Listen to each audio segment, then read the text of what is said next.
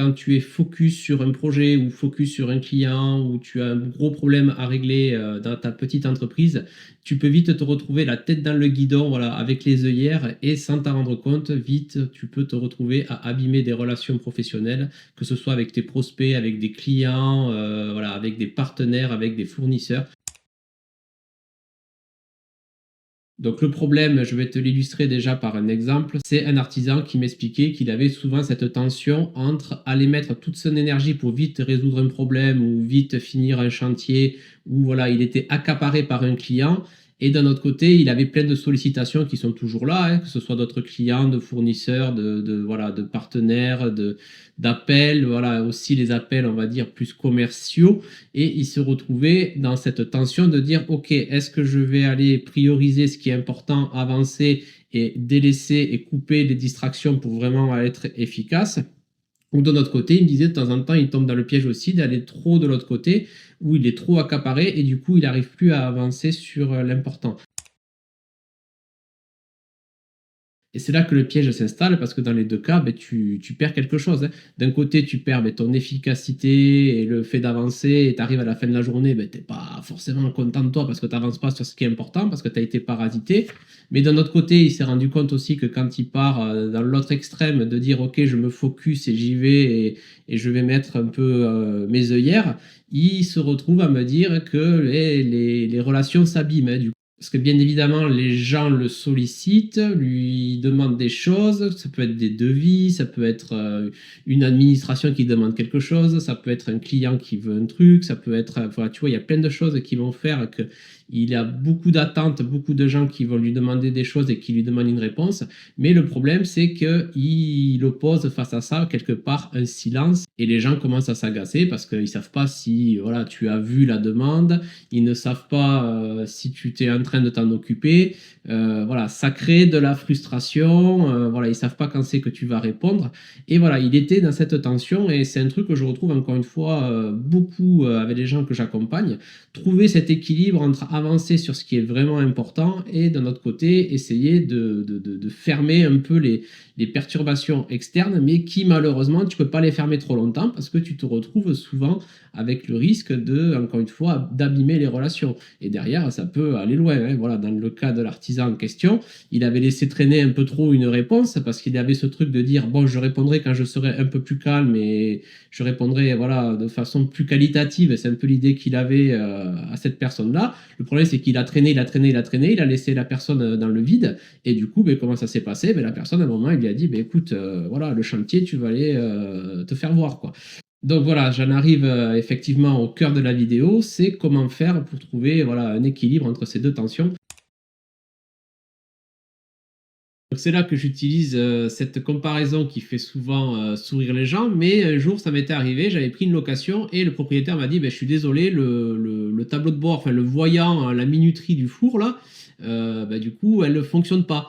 Et bon, ben, moi malheureusement j'avais quand même besoin du four, donc un soir j'avais essayé de mettre un truc à cuire, et du coup déjà, ben, comme en plus je connaissais pas le four, hein, c'est encore autre chose, voilà, je savais pas si la cuisson démarrait, et même quand elle a démarré, j'étais un peu en train de tâtonner, genre en regardant un peu l'horloge à côté, voilà, en regardant la cuisson, et j'étais amené des fois à ouvrir pour, enfin bref, tu vois, tout ça a rajouté beaucoup de stress sur une situation que je connais pas. Et souvent, ce qui va se passer, c'est que dans ton quotidien professionnel, surtout quand tu es à ton compte, hein, tu vas avoir les clients qui vont te solliciter, peut-être des prospects, peut-être des demandes de devis, peut-être une administration, enfin, on va te demander des papiers, peut-être que ton personnel, si tu en as, va venir te solliciter. Et si toi, quelque part, tu ne mets pas à un moment une espèce de minuteur pour te protéger et dire ok, je reviens vers toi, je m'en occupe, voilà, mais voilà, là je suis sur autre chose et tu vas commencer à lancer un peu le minuteur. Du coup, ça va calmer la personne parce que tu vas la rassurer. Enfin, ils vont voir que tu prends en compte leurs demandes et que tu reviens vers eux avec une date précise ou un moment, et du coup, ça va diminuer le stress. Ils se retrouvent pas comme s'ils étaient devant ce four là que je te parlais tout à l'heure, devant un four où il n'y a rien, où il ne sait pas est-ce qu'il a vu, est-ce qu'il n'a pas vu, est-ce qu'il va me répondre, quand c'est qu'il va me répondre. Et c'est là que souvent les gens gens commencent à s'agacer, à s'énerver, à stresser et que les relations professionnelles vont se dégrader. Voilà, donc c'est un truc que je voulais te partager aujourd'hui. Ouais, c'est cette voilà, petite histoire du four qui fait sourire, mais c'est malheureusement un truc très fréquent quand on est à son compte. On a tendance à être la tête dans le guidon sur un problème, sur un client particulier, sur un projet, sur quelque chose, et autour, évidemment, les sollicitations ne s'arrêtent pas. Si on met pas ça en place, et si on met pas en place ce petit tableau de bord, ce petit minuteur pour expliquer aux gens que, ok, t'inquiète pas, je m'occupe de toi, mais là, voilà, je m'occuperai de toi à ce moment-là et comme ça et à telle date. Du coup, toi, ben, du coup, tu vas pouvoir continuer à bosser sur ce qui est important, sur ce que tu es en train de faire, sans pour autant dégrader les relations autour. Et ça, encore une fois, c'est quelque chose que j'ai souvent en appel et qui remonte. C'est vraiment une difficulté pour beaucoup de monde d'équilibrer ces deux trucs. Soit, encore une fois, on va dans l'hyper sollicitation, c'est-à-dire qu'on arrête tout le temps ce qu'on est en train de faire à ce qui est important. Et du coup, là, on sacrifie la relation des relations professionnelles de l'autre côté aussi. Parce que quand tu as un gros coup de feu sur un projet, par exemple, ou avec un client, si tu n'es pas là et que tu es dispersé par d'autres trucs, c'est compliqué. Et de notre côté, on a le schéma inverse où la personne se dit, OK, là, j'ai pas le choix, je me focus sur ce truc-là qui est important en ce moment. Et il délaisse le reste. Tu vois, c'est un peu compliqué de jongler. Et là, voilà, c'est un peu comme l'image de mon four. Hein, tu vois, encore une fois, ce truc-là. C'est que ce qui va être important, c'est de temporiser et de mettre un minuteur là. Tu dis ce qui va se passer, tu mets le temps de cuisson et la personne, du coup, va être beaucoup plus apaisée, même si tu n'es pas en mesure de répondre de suite, parce que du coup, la personne a un repère temporel. C'est un truc qui est tout simple. Alors voilà, les gens me disent, ouais, mais des fois, ce que tu dis, c'est très simple, mais je peux te dire que peu de gens font ça. Voilà, moi, je ne compte plus les situations que j'ai en accompagnement avec des gens qui ont dégradé leur relation professionnelle parce que, au contraire, ben, soit ils sont en train de répondre à tout ce qui se passe en hyperactivité, ils sont tout le temps en train de répondre aux gens, et comme ils avancent pas sur l'important, mais qu'est-ce qui se passe au moment où ils sont en colère, et la colère, ben, elle se déverse quelque part. Malheureusement, quand tu es trop perturbé, qu'il y a trop de coupures, trop de trucs et que tu n'avances pas sur ce qui est important, ben forcément tu réponds aux gens, mais tu commences à répondre aux gens de façon agacée et derrière ça peut amener, voilà, un peu comme une cocotte minute, à un moment ça pchit quoi. En gros, c'est voilà, ça commence à me saouler, allez tous vous faire voir, hein, c'est un peu le truc qui peut arriver dans le cas extrême. Et d'un autre côté, des gens qui se disent ok, non mais là c'est bon, là je me mets en mode focus, je ferme, je réponds plus à personne pratiquement. Et du coup, les gens, ils attendent, il y a des relances, ça ne répond pas, et forcément, ça crée de l'agacement. Donc l'idée, voilà, ça va être encore une fois de dire, je vais donner un premier degré de réponse, je ne vais pas arrêter ce que je fais pour aller, du coup, vite me jeter corps et âme dans la demande, mais tu peux dire, ok, j'ai bien vu, j'ai pris ton message, et je reviens vers toi à telle date. Tu mets ce fameux minuteur qui va apaiser la personne. Voilà, et si tu veux aller plus loin, même les choses qui viennent comme ça, si tu as peur de les oublier, parce que c'est des fois, c'est l'objection qu'on me dit, ouais, mais si je réponds pas de suite, je vais oublier. Voilà, tu peux aller voir ma vidéo sur le composteur, là, sur le inbox, où je t'explique comment faire pour gérer ça. Alors encore une fois, toujours mettre un nom, c'est pas simple. Des fois, ça nous fait travailler des parties de nous. Mais la personne, tu vas la rassurer, tu vas montrer que oui, tu t'occupes d'elle. Elle va se sentir considérée. Elle va voir que tu as pris en compte sa demande. Elle a un repère dans le temps, ça va la rassurer. Et toi, tu vas pouvoir continuer à faire ce que tu as à faire. C'est encore une fois un truc tout bête, mais ça peut vraiment temporiser tes relations professionnelles.